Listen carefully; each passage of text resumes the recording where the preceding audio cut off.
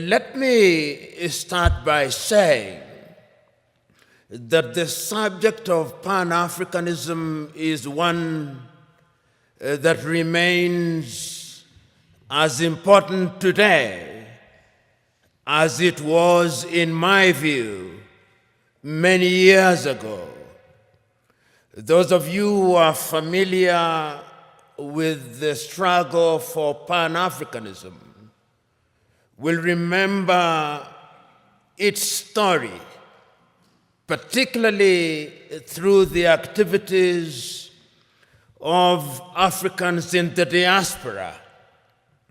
You'll particularly remember that prior to the much more famous meeting held in 1945 in Manchester, in the United Kingdom,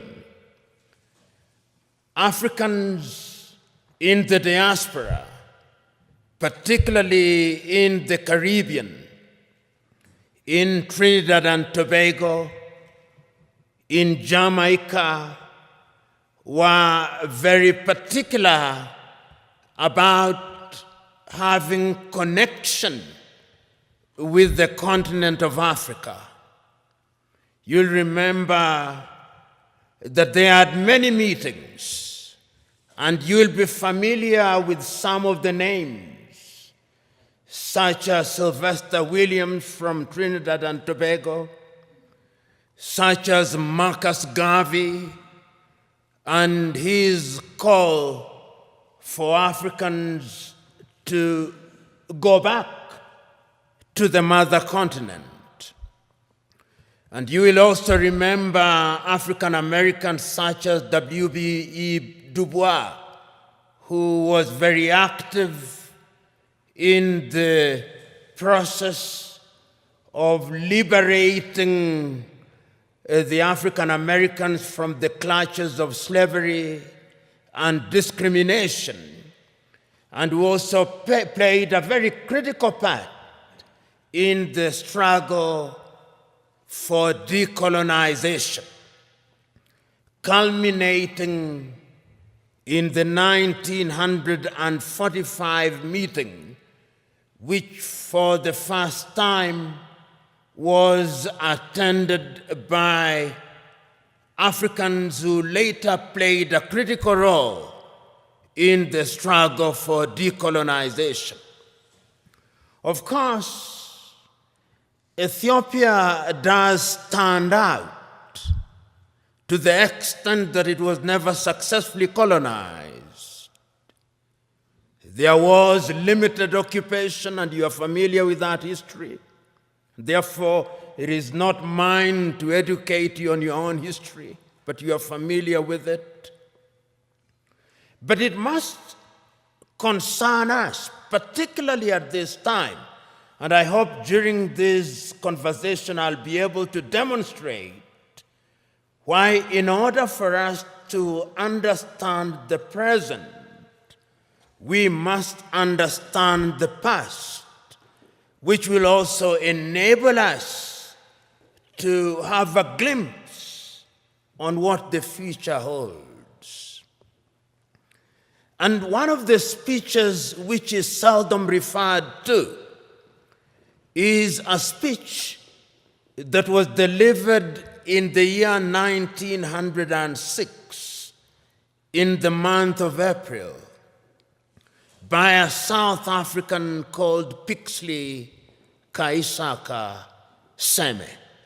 And it is instructive that Pixley Kaisaka Seme was the first president of the African National Congress when it was founded in 1912.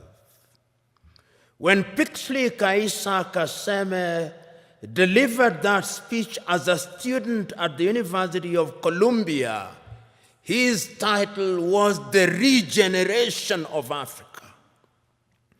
And what he was talking about at that time was an Africa that had borne the brunt of slavery and was laboring under the pain of colonization.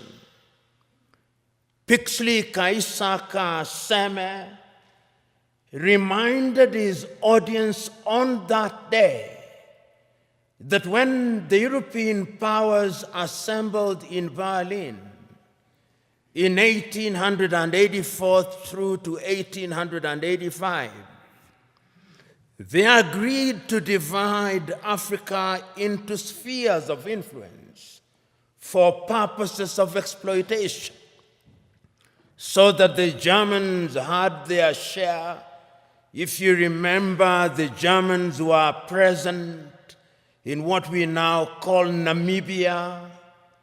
They were present in what we now call Benin, but was then known as Dahomey.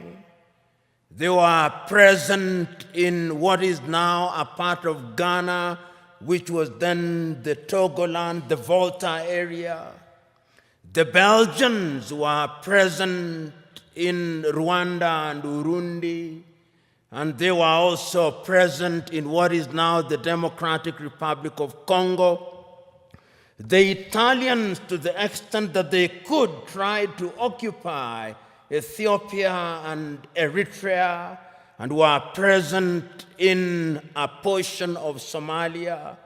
The British were present, of course, in Uganda, in Kenya, in Nyasaland, in Rhodesia, and in Nigeria, and in many other places. The French, of course, were also present. And all these powers, even the Spaniards, were present in Equatorial Guinea, as were the Portuguese. And the whole idea was to use the resources, both natural and human, of the African continent, so that the partition of Africa was one that was designed to benefit the European powers. The partition was arbitrary. If you look at the nation states that we now have, or is it states that we now have with many nations in them, every other African country that we are talking about now is struggling to be a state. All of them, without exception, all of them. And this is what Pixley Kaisaka Seme was saying. How will we regenerate this continent?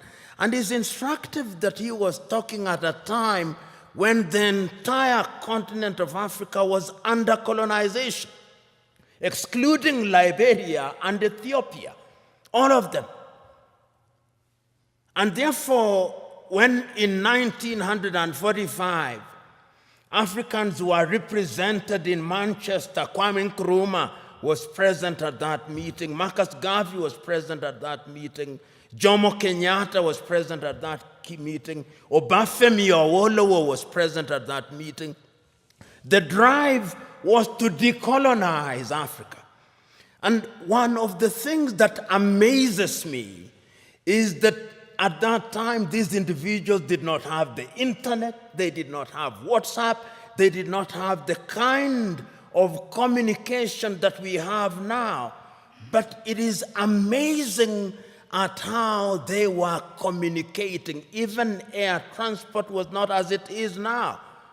I was just recently reading the activities of one of the greatest Africans who, in my view, ever lived, and whom many people do not know about, the great Ghanaian James Emmons Kwegyir Agri, normally referred to as Agri of Africa, and how he traveled from the United States and went to many countries in Africa, traveling by sea and talking about why Africa should be united. And that was Pan-Africanism, the Pan-African spirit at that time. Of course, we then went into the era of decolonization.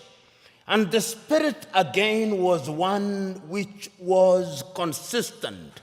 You had people from the Caribbean participating in the struggle in that regard.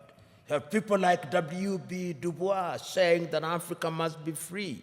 A little later, people like Martin Luther King Jr., and people like Malcolm X, George Padmore, talking about how Africa should be liberated and we should work with people in the diaspora. And then the agitation was there that we must regain our independence. And famously in 1949, Ghana's Kwame Nkrumah is saying, "Seek ye first the political kingdom, and the rest will be given unto you." And I dare say that the rest has never been given to us. And even if it is coming too slowly. But it is instructive that at that time, the spirit was about the continent of Africa. We were conscious, the leaders were conscious that Africa decolonized without unity would remain weak. And of course, Africa is weak. The weakest continent on earth is this continent in which we are, our continent. So the struggle for independence was everywhere across the world, across the continent of Africa. So when on the 6th day of March, Ghana regained her independence as Ghana, it was then Gold Coast. I think the most eloquent and the most passionate warrior for Pan-Africanism was Nkrumah. He said on that day,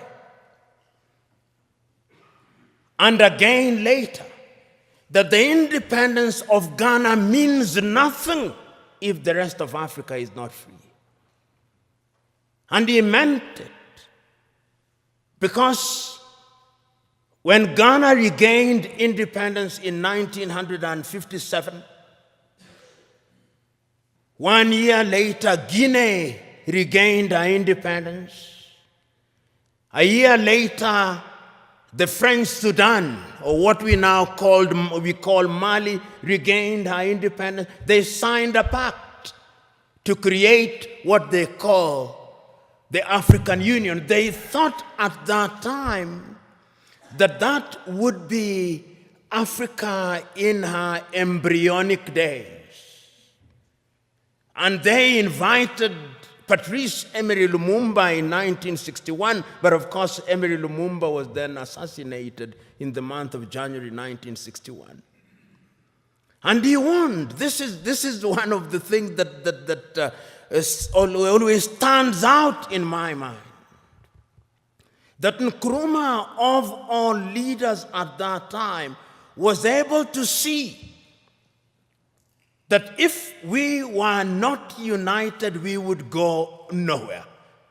So in 1958, he summons a meeting in Accra, Ghana, of the then independent African countries and tells them, if we don't unite now, the neo-colonialist is going to ensure that we remain disunited and we remain small, and they are going to ensure that the neo-colonial project continues. In 1961, on the first day of January, again in Casablanca, Morocco, he tells his audience, let us unite now, before each one of our leaders begins to get used to power. Because power is easy to get used to. You who have been elected will know. Once you become a minister and you become used to people saluting you and opening your doors, if it happens for 1 month, you will find it very difficult if you lose your ministerial position when there is nobody to salute you and to open your doors. That is how attractive power can be. And he warned the people then. But the colonial project was alive and well, because as they were meeting in Casablanca, Morocco, there was another group that was meeting in Monrovia, in Liberia. That is how Africa started splitting. Creating two groups, the Casablanca group and the Monrovia group.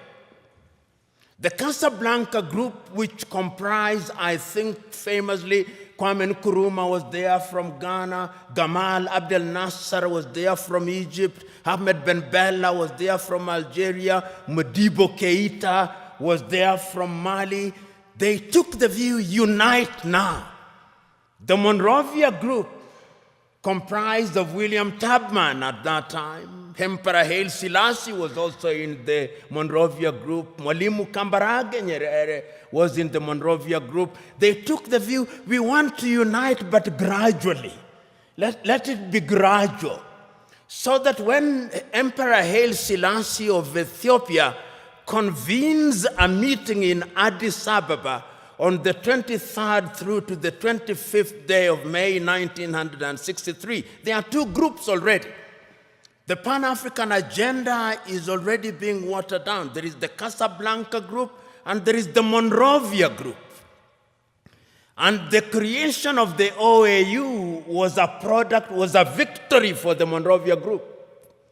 And I want you to, there were 32 heads of states and government who met in Addis Ababa, Ethiopia on the 23rd through to the 25th day of May, the year 1963. And I want you to listen to all of those speeches, or the compilation of them. There is a compilation of them that was made in the year 2013 when we were celebrating the 50th anniversary of the Organization of African Unity. And listen to all the speeches, and I pick out a speech from the leader of Central African Republic, David Dacko. David says, Central African Republic is so small that if we are not a part of an African Union, the French will come again. And they have come again. Mwalimu Nyerere of Tanzania says, we are not here in order to remind ourselves of how important unity is. We are here to talk about the unity of Africa. The host, Emperor Haile Selassie of Ethiopia, says, it is important for us to realize that we must make sacrifice for the future because a disunited Africa will never realize our potential. But the most passionate speech again was that of Kwame Nkrumah. He tells them, let us not live here without one government, without one army, without one currency, and without having chosen a capital. And I propose that the capital of the new Africa either be located in Bangui in Central African Republic or Leopoldville, now Kinshasa in the Democratic Republic of Congo, but I'm open to any other suggestion. And let us live here once we have put together a council of foreign ministers in order to begin to work towards an African Union. That is Kwame Nkrumah. Nobody listened to him. We ended up with the OAU. And the story of the OAU can be told and retold. Some say that it was a toothless bulldog. Others say that it was not even a dog. But whatever it was, it cannot be denied that it made a contribution to the process of decolonization of the continent in many ways, complete with the establishment of the liberation unit of it, which was headquartered in Dar es Salaam in the United Republic of Tanzania, which was spearheaded the decolonization of quite a number of countries at that time. But the point that I'm making is that the Pan-African spirit at that time was about a united Africa. Because you will remember at that time that France never wanted to leave and has never left. It is always instructive that when the French left, they formed an organization called Organization for French-Speaking Countries. The British also created their own Commonwealth of Independent Nations. But what is instructive is that the queen is always the head of those independent nations. I've never understood that. Perhaps the presidents do. The Portuguese, of course, never left easily. Until 1980, when I was an adult, they were still fighting in Mozambique, in Cape Verde, in Guinea-Bissau, in Angola, and in Mozambique.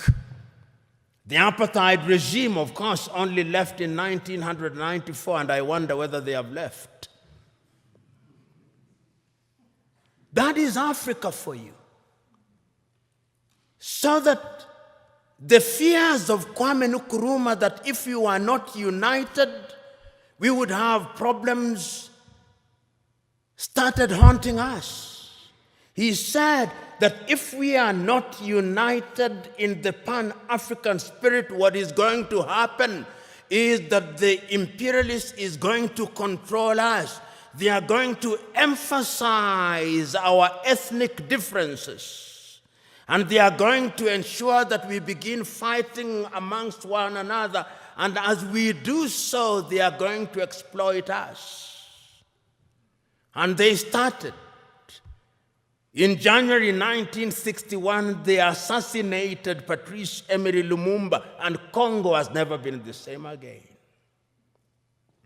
In 1963, they assassinated Sylvanus Olympio in Togo, and Togo has never been the same again.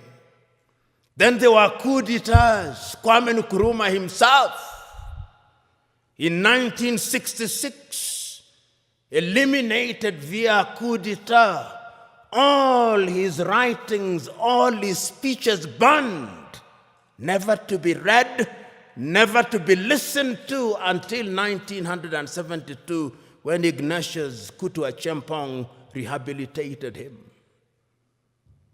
Ahmed Ben Bella in Algeria, gone. In Nigeria, Nnamdi Azikiwe and Abubakar Tafawa Balewa, gone. In Mali, Modibo Keita, gone. In Chad, everywhere, coup d'etats. Here in Ethiopia, 1974, if I'm not wrong, coup d'etat and the emergence of the Deg regime.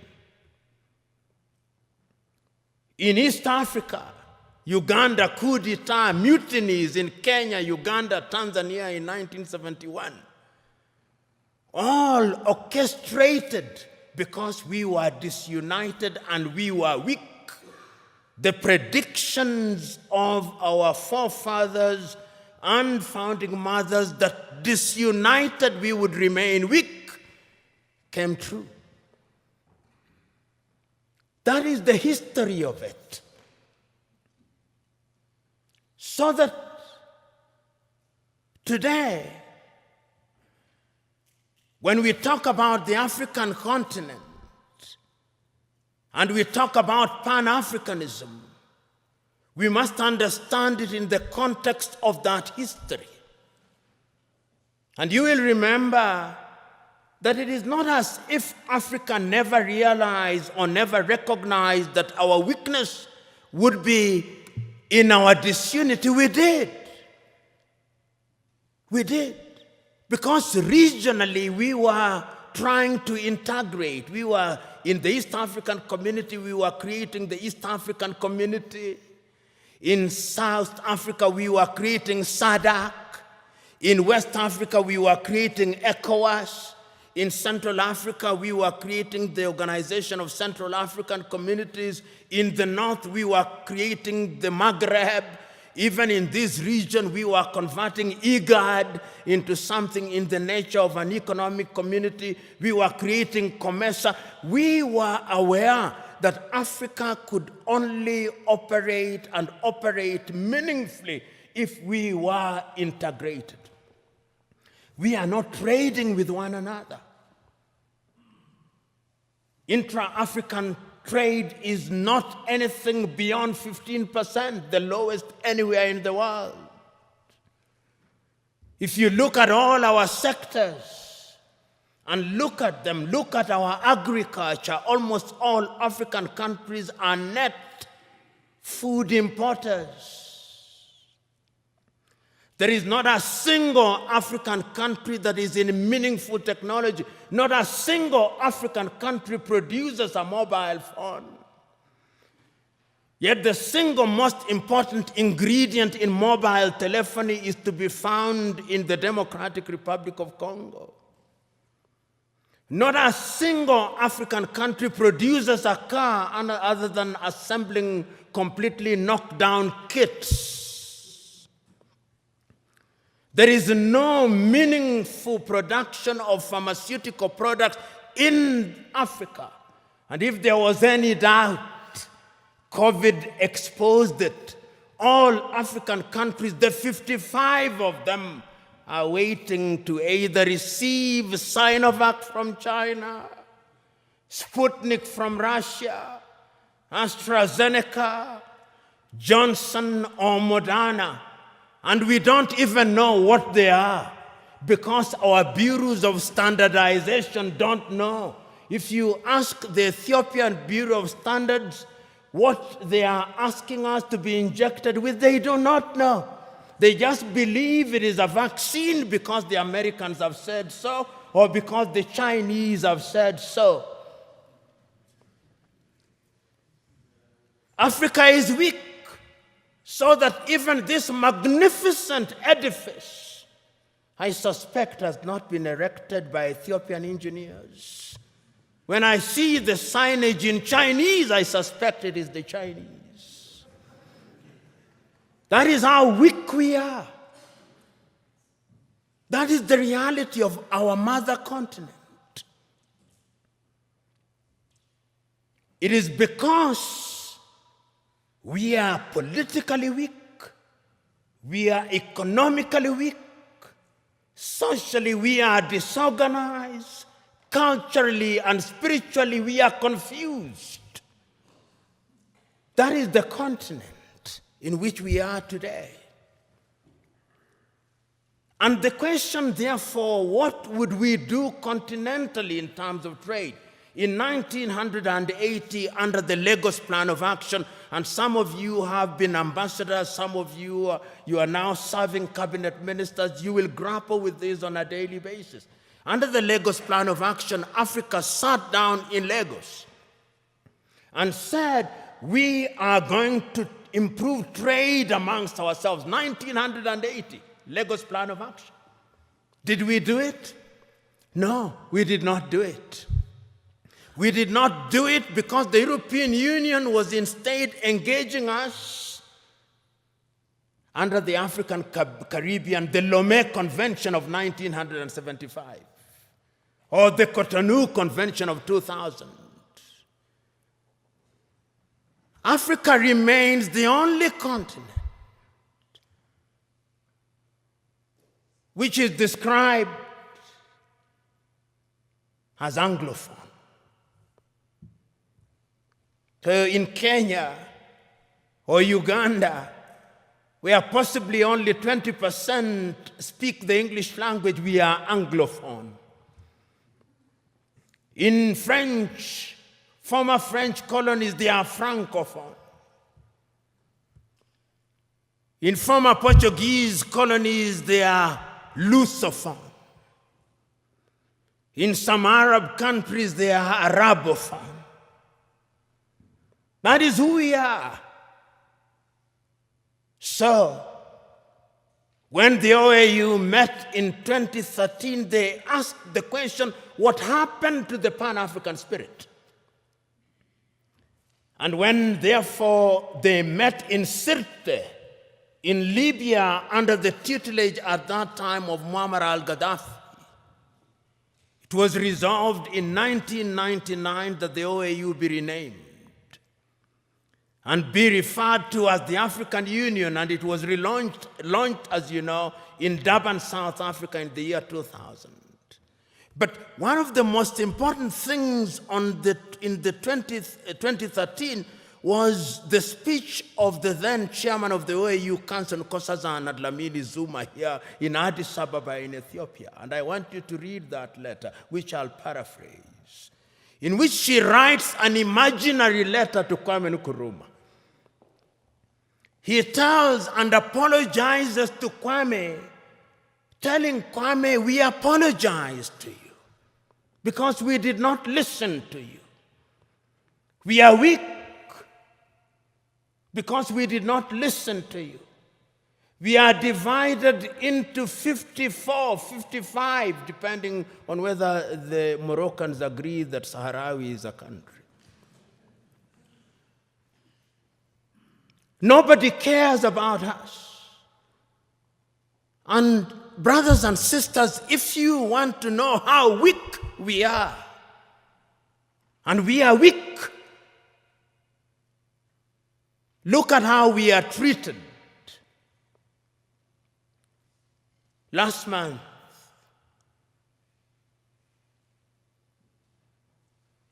the world met in New York. The General Assembly. When African heads of states and government are speaking, the hall is empty. Nobody bothers because they are saying nothing. And even if they are saying something, it is something that can be ignored.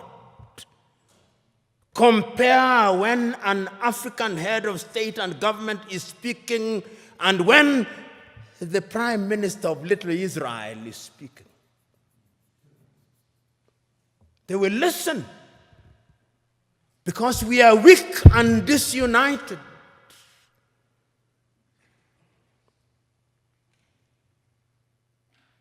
So we have a weak continent because the spirit of Pan-Africanism disappeared.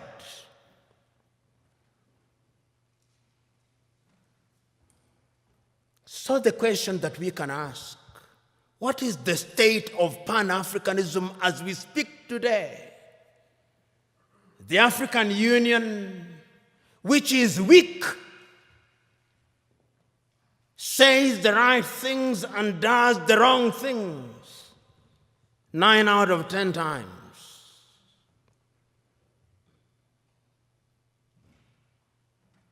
And what are the critical areas in which we are weak?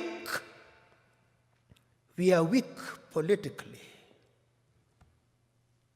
because nobody listens to us.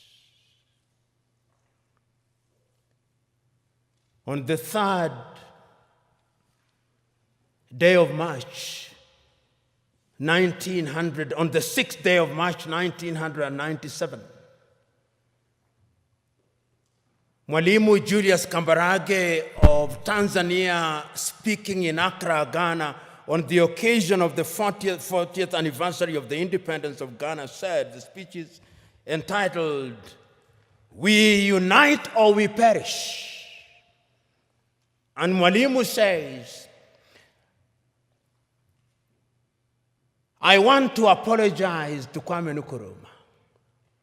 Those of us who believed in gradualism were wrong. Nkrumah was right.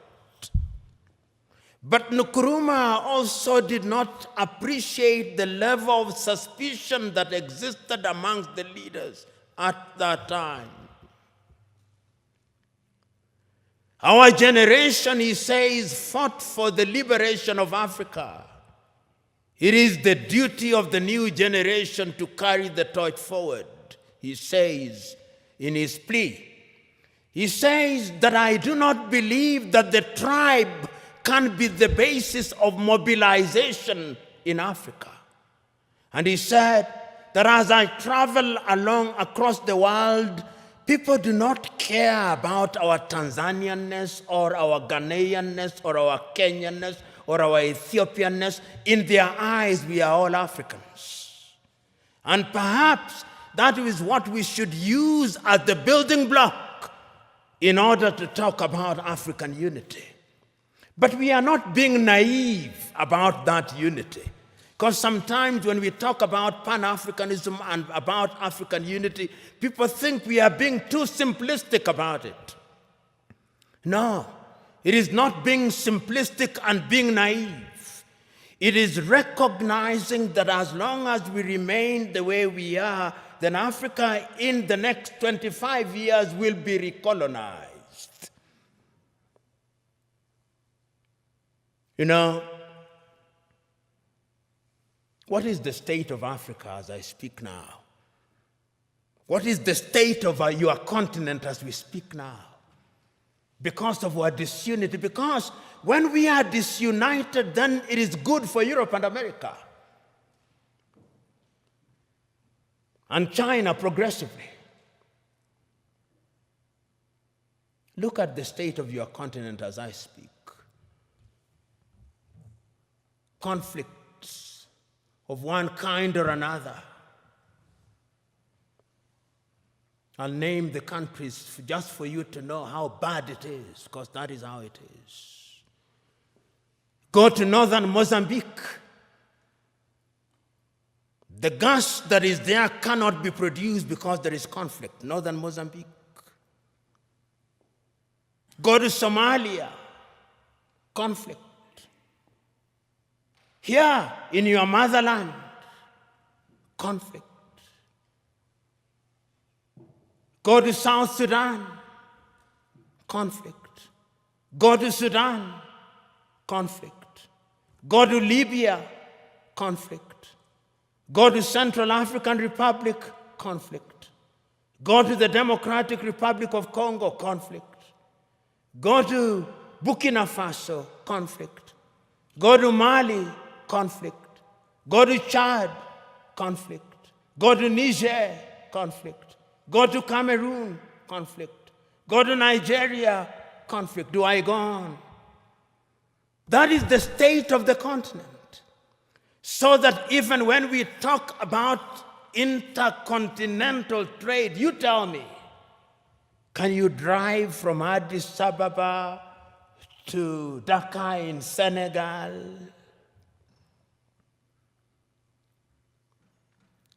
Unless you are Daredevil himself. Which group will not kidnap or ambush you? That is the state of the continent because we are weak and disunited.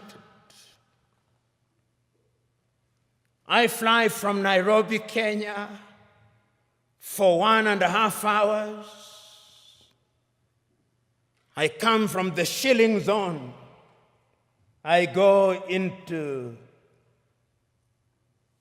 the birr. 33 currencies in Africa. 33 currencies. None of which is used to conclude transactions anywhere.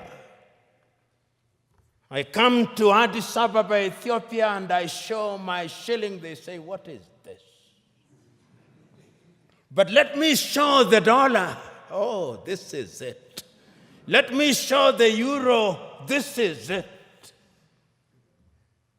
80% of transactions in Africa are concluded outside of the continent in dollars. So you may have the Central Bank or the Federal Bank of Ethiopia, or Mickey Mouse. You may have the Central Bank of Kenya, Mickey Mouse. You may have all these 54 central banks useless. Because we are not playing in the real league, we are playing in the small league. That is why when the Chinese president summons all our presidents, and they summon them, the letters may be polite, but it's summons. They go to Beijing, tails between their legs, and they are told. Then the Chinese president gives Africa $60 billion. $60 billion. What is $60 billion? George Bezos has more than that given to a whole continent.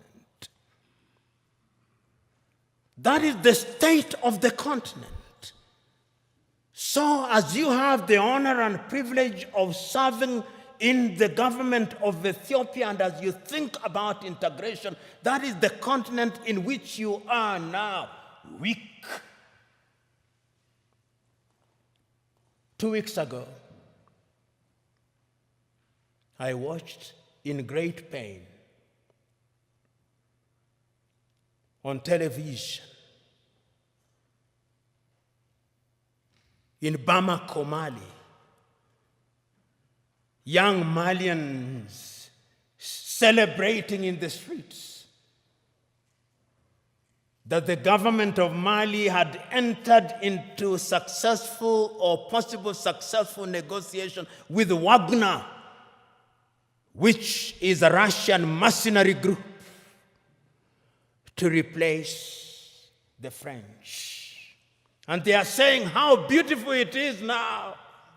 And I said, a slave celebrating the departure of one slave master and the arrival of another slave master. That is the state in which we are. I watched a woman from Nigeria who had been rescued from the Mediterranean around Lampedusa saying, I will not go back to Africa. Even if I die in the Mediterranean, I'll try again and again. What is it that can make a human being say that I do not want to go back to my home? Because the natural instinct of a human being should be that you want to go home.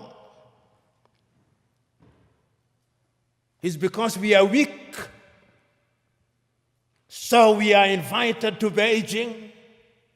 Then we are invited to Tokyo, the Japanese African conference. Then we are invited to Europe.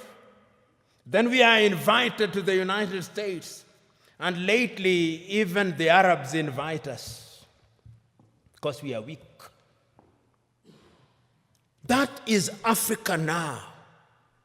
But let me conclude by looking at Africa in the future. What is the state of Pan-Africanism?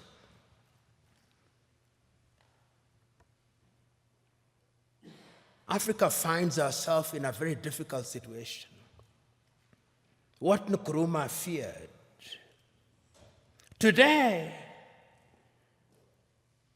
many African leaders have gotten used to the trappings of power. And those who speak about power, right? Power corrupts, and absolute power corrupts absolutely. I remember in 1997, I think, I may be wrong about the year, 1995, I think, I was serving as an intern at the Mwalimu Julius Nyerere Foundation in Dar es Salaam. And I had the privilege and honor of driving with Mwalimu Nyerere in Dar es Salaam. And he had only one guard and a driver. And he stopped at the few traffic lights and only moved when the traffic lights moved. And I asked him, Mwalimu, how did you leave power? He said, when I said I wanted to leave office, there was no shortage of people telling me, don't leave us as orphans. It is very rare to find those in positions of leadership in Africa today who would willingly leave office. Power in Africa is now sought by hook and crook and retained by hook and crook. Because the trappings of power are good. And permit me, when I am gone, even if I irritate you, in fact, perhaps my intention is to irritate you, so that you reflect upon what I'm going to say. And this is a personal thing. I'll give you an example. When I was appointed as the director of the Anti-Corruption Commission, I drove in the morning in my car with my driver. In the evening when I was leaving, there were 3 cars. Mine, what was allocated to me, and another one in front, and another one behind me, and 12 individuals. And I asked, who are these fellows? He said, these are your security. I said, I don't need my security. I don't need 2 cars, I only need 1 car. Because this thing you call security, this is spectacle. And throughout the period that I served, I had only 1 security and 1 car. And I say this because it is in the nature of power to make you use the things that you don't need. And once you get used to them, then without them, you feel empty and lonely. And you will find them. You'll be told, and many of you will love them. They are good. When doors are opened for you, they are good. When you occupy front seats, it is good. When you are addressed Your Excellency, it is good. When you eat the best food, it is good. When you have security, it is good. But it can also dehumanize you. It can also monsterize you. I am asking you today that part of the problem of Africa is that we found human beings and we monsterized them. Writing in 1983, Nigeria's Chinua Achebe writes in a book which I commend to you, The Trouble with Nigeria, which could as well be the trouble with Africa. He says, the trouble with Nigeria is simply and squarely a problem of leadership.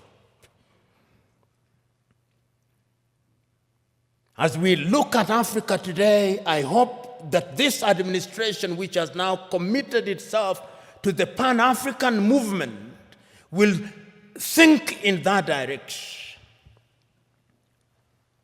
And this brings me to what I think should be contemporary Pan-Africanism. If you look at the Treaty of the East African Community, the Treaty of the East African Community says that there shall first be a common market, then a common currency, and political federation, which ought to have happened in the year 2010. East Africa Community should have had its first president in 2010. That is now 21 years, 10 years later, there is no such thing. In ECOWAS, it ought to have been the same. In SADC, it ought to have been the same. I hope that with your population of 120 million, because Ethiopia is an economic powerhouse potentially.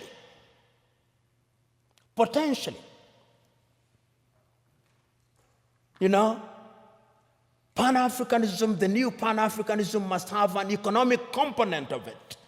That is how I understand Africa Agenda 2063.